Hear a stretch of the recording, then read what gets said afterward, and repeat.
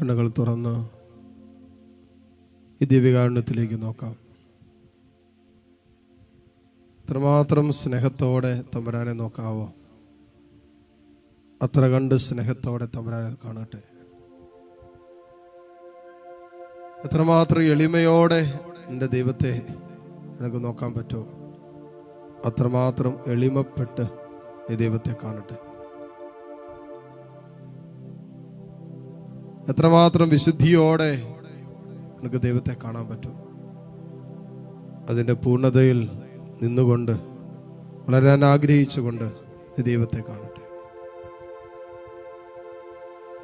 ഇതാ ആരാധനയുടെ വിഷയം എൽത്താരയിൽ. ഇതാ ആരാധനയ്ക്ക് യോഗ്യനായ ദൈവം എൽത്താരയിൽ.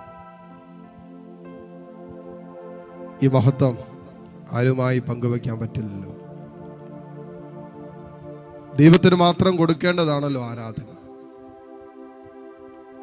ഈ ആരാധനയുടെ നിമിഷങ്ങളിൽ ദൈവത്തെ ആരാധിക്കാൻ പോവാം. ഈ ആരാധന നിമിഷങ്ങളിൽ എല്ലാം മറന്ന് നാം ദൈവത്തെ മഹത്വപ്പെടുത്താൻ പോവാം. വെറുന്നുകൊണ്ടല്ല, ദൈവം ദൈവമായതുകൊണ്ടാണ്. അവൻ ആരാധിക്കപ്പെടേണ്ടവനായതുകൊണ്ടാണ്. അവൻ മാത്രമാണ് ആരാധനയുടെ വിഷയമായതുകൊണ്ട്. അതുകൊണ്ടാണ് നമ്മൾ ദൈവത്തെ ആരാധിക്കുന്നത്. തമ്പുരാനെ, ഇതാ ഞങ്ങൾ നിന്നെ ആരാധിക്കുന്നു. സങ്കീർത്തനം 31:19 വചനം. കർത്താവേ, അങ്ങയുടെ അനുഗ്രഹങ്ങൾ എത്ര വിപുലമാണ്, എത്രയോ വിപുലമാണെന്ന് പറയുന്നത്. എന്ത് കർത്താവിന് അനുഗ്രഹങ്ങൾ കൂട്ടിച്ചേർക്കാണ്. തൻ്റെ ഭക്തർക്ക് വേണ്ടി, തന്നെ ആരാധിക്കുന്നവർക്ക് വേണ്ടി, തന്നെ മഹത്വപ്പെടുത്തുന്നവർക്ക് വേണ്ടി അവിടുന്ന് അവ ഒരുക്കി വെച്ചിരിക്കുന്നു. He has prepared for those who worship him. അവനെ ആരാധിക്കുന്നവർക്ക് വേണ്ടി, അവനെ മഹത്വപ്പെടുത്തുന്നവർക്ക് വേണ്ടി, ദൈവഭക്തർക്ക് വേണ്ടി അവിടുന്ന് അവ ഒരുക്കി വെച്ചിരിക്കുന്നു. പറയാണ്, അങ്ങയിൽ അഭയം തേടുന്നവർക്ക് അവിടുന്ന് അത് പരസ്യമായിട്ട് നൽകും. എന്ത്? ദൈവത്തിന്റെ അത്ഭുത പ്രവൃത്തികൾ. കർത്താവ് ഒരുക്കി വെച്ചിരിക്കുന്നതൊക്കെ പരസ്യമായിട്ട് തമ്പുരാൻ തരും. ചെയ്യേണ്ടതൊന്നു മാത്രം, പരസ്യമായിട്ട് ഈ ദൈവത്തെ ആരാധിക്കുക. മടികൂടാതെ, ഒരു നാണവും വിചാരിക്കാതെ. നമ്മൾ ആരാധിക്കുന്നത് നമ്മുടെ ദൈവത്തെ അല്ലേ? നമ്മൾ മഹത്വപ്പെടുന്നത് നമ്മുടെ ദൈവത്തെ അല്ലേ?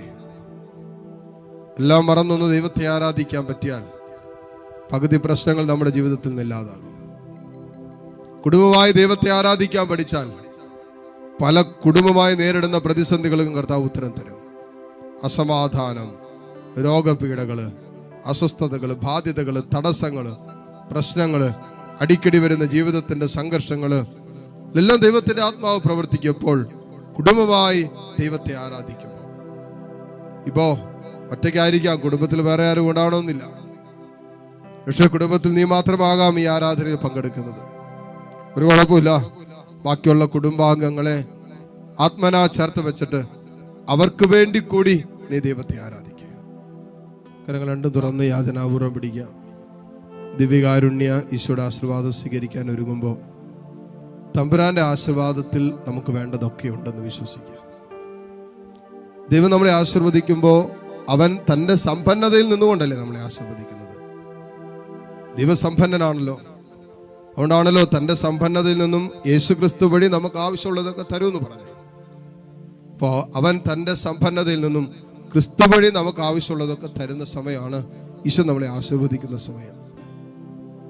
ഈ ആശീർവാദം സ്വീകരിക്കുമ്പോൾ നിനക്ക് ആവശ്യമുള്ളതൊക്കെ ചോദിച്ചു, കുടുംബത്തിന് ആവശ്യമുള്ളതൊക്കെ ചോദിച്ചു, മക്കൾക്ക് ആവശ്യമുള്ളതൊക്കെ ചോദിച്ചു, നിന്റെ ജീവിതവുമായി ബന്ധപ്പെട്ട എല്ലാം ദൈവത്തോട് ചോദിച്ചോ, കർത്താവ് നിനക്ക് തരും. അതുകൊണ്ട് വിശ്വസിച്ച് ഏറ്റെടുക്കുക. കരങ്ങൾ ഈശോയിലേക്ക് നീട്ടിപ്പിടിച്ച് സ്തുതിക്കട്ടെ. ഹല്ലേലൂയ, ഹല്ലേലൂയ, ഹല്ലേലൂയ. പരിശുദ്ധ പരമമാ ദിവ്യകാരുണ്യമേ,